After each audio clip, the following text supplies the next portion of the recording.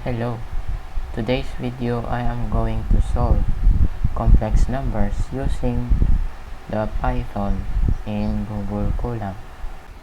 So for our first example here, we have to determine the principal value of the complex number raised to another complex number. So first, we will create a variable for these two complex numbers, that is 3 plus 4j, then another for the exponent, which is 1 plus 2j. And then we will get the value by first printing the value for the complex number raised to a complex number is. After that, you will print the complex number raised to the complex number, and then run the program. Is negative 0.42 minus 0.66j.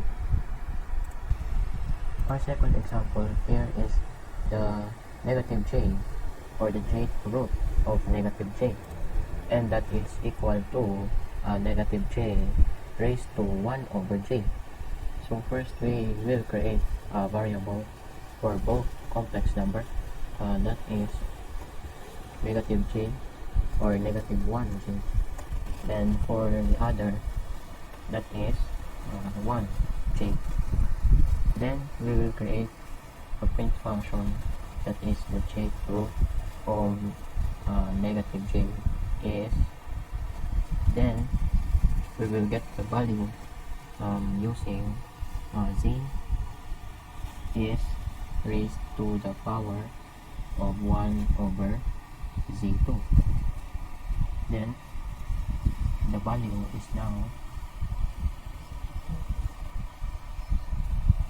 0.21. As you can see from my previous video, the value for this complex number is e raised to negative pi over 2. If we get the value for e raised to negative pi over 2, that is simply 0.2078, and the imaginary is 0. Another problem is the complex number raised to another complex number. So we will create a variable for a complex number, which is 3 plus 4j, and another for 1 plus 2j. The value for the root of a complex number is print then z raised to the 1 over z2. So that is 1.79 minus 0.88j. Now let's go to the natural logarithm of a complex number. So first we will create the variable for our two complex numbers. Then we will use a print function first to display the value for the natural logarithm. So that is the natural logarithm of the complex number is, then we should get the natural logarithm of the product of two complex numbers, that is z times z2, and we will run the program. So the natural logarithm of a complex number is 1.96 plus 1.43j. So now we will go to evaluation of the logarithm of a complex number to the base of another complex number. So first we will create a variable that is z is equal to 2j, and another that is 1j. So remember that log of z to the base b is just ln of z over ln of b. So first we will use the print function first, that is the logarithm of the complex number to the base b is, then we will print the log of z, or the argument, that is 2j. Then we will divide it by the ln of the base, that is log, the base is just 1j. Then we will run. So the logarithm of the complex number 2j to the base j is equal to 1 minus 0.44. So let's go to the getting the sine, cosine, tangent of a complex number. So first we will get the variable, that is c equals to 0.942 plus 0.429j. But before that, we will import sigma. Then we will use the print function, the sign of the complex number is, and then print the sign of z. Then another for the cosine, that is print the cosine of z. Then another for the tangent, then print the tangent of z. So we will get the values for the sine, the cosine, and the tangent. So let's go to the hyperbolic function, that is in getting the sine hyperbolic of a complex number, the cosine hyperbolic, and the combination of the two. So let's go to the first number. First, get the variable, that is 0.942 plus j, 0.429j. Then we will get the first print function, the sine hyperbolic of the complex number is, then print the sine hyperbolic of z. So this is just the same with the cosine hyperbolic, same process. So that is the cosine hyperbolic, then print the cos of z. Then the next number is to print a difference of the square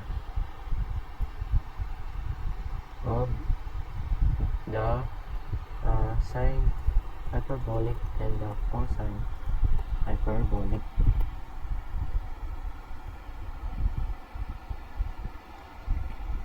And then we will get that is sine to cosine of z. We will make that squared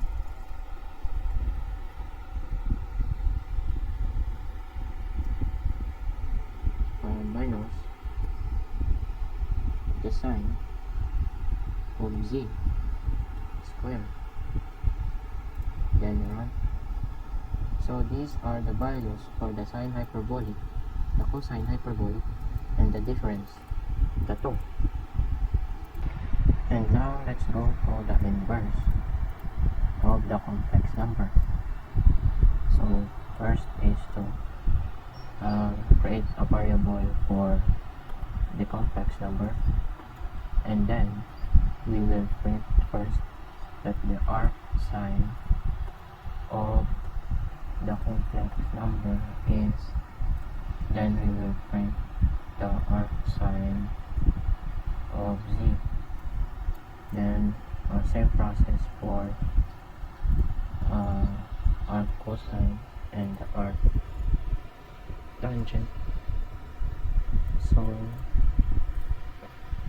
that is arc cosine and arc tangent. So these are the values for the inverse of the complex number equal to 2 minus j3. So another inverse in hyperbolic function. To solve this, we will let z is equal to 1 minus 2j. Then we will print that the arc sine of the complex number is arc sine of z. Then the same process for the arc cosine hyperbolic and the arc tangent hyperbolic. So for arc cosine hyperbolic, that is arc cos. Then for arc tangent hyperbolic, that is arc tan hyperbolic. So now we have the values for the inverse hyperbolic of the complex number. So for application of complex numbers, I have here a screw eye that has two forces. The first is the 6 kilonewton, and we will label that as our force 1, and the 2 kilonewton as our force 2. So first, we will let our Z1 is equal to the 6 kilonewton, and our angle for Z1 in degree is 180 plus the 60 degrees from the x-axis, so that it will be equivalent. We will convert the degree angle to region, that is pi over 180. And then another one for our second force is 2 kilonewton, and the angle is 360 minus 45, so that is pi over 180. So now we have the angle in region. Then we will add the 2 to get the magnitude of the resultant force of the two forces. So that is the magnitude of resultant force, or force resultant, that is the absolute value of the Z1 and angle Z1 plus the second force. So now we have the magnitude, and then we will get the angle. So that is the angle of force resultant. So that is the face of rectangle.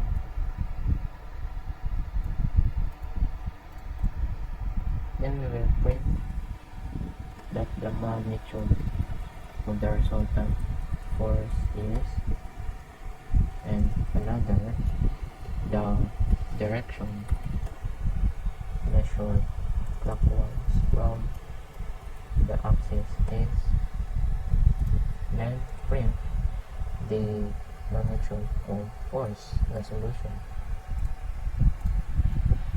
and the angle of force resultant. So run the program, and the magnitude is 6.8 kilonewton, and we need first to convert the angle in degree. So the angle of force resultant in degree is angle force resultant times 180 over 5. So since we are measuring from clockwise from the x-axis, we will let this angle force degree in negative. So we will print the angle force degree. So now the magnitude is 6.8 kilonewton, and the direction from the x-axis in clockwise is 103 degrees. So second application for complex number, we have given of the direction, but the magnitude is still unknown. So first we will get the magnitude, and that is magnitude of z1. So let's label our z1 as the north 47 degrees east. So that would be 22 miles per hour multiplied by 3.5 hours. Now that is our magnitude for z1. And for z2, we have a magnitude of 22 miles per hour times 4 hours.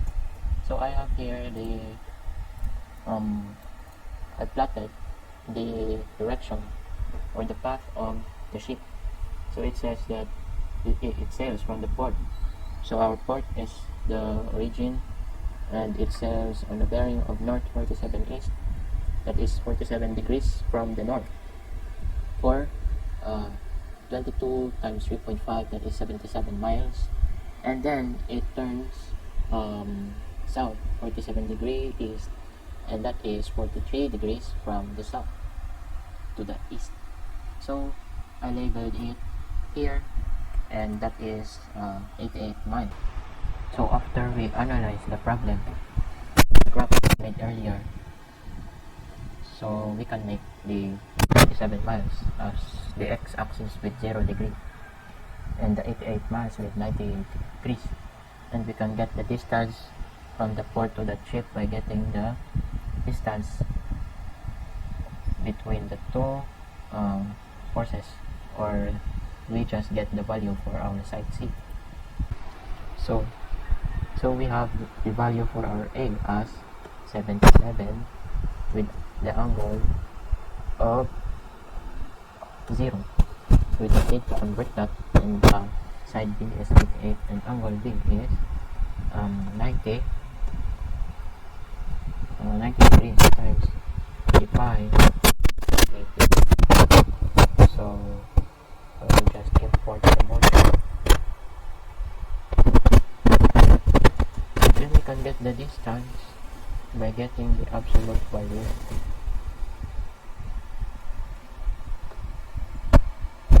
Absolute value of the difference of the two. Then we can print that the distance from the port to the ship is equal to distance and then rod. So the distance is now 116.93 miles. So for our last application, we have the circuit analysis. So first we will create variables for the given. So for our VS1 we have 15 angle 0, or just 15. So for our voltage source number 2, we have the polar form of 20 angle 60 degrees. 60 times 5 over 80. So import from Sigma, import. So for our I1, we will use nodal analysis. So in our V1, let's assume that the current from VS1 to the node V1 is entering. So that is I1 is equal to VS1 minus the V1 divided by the impedance, 4 ohms. So we can separate this because we have the value for VS1. So it is equal to VS1 over 4 minus V1 over 4. And for our I2, we have I2 is, we will label I2 as the current in the J4 impedance. So that is V1 over J4.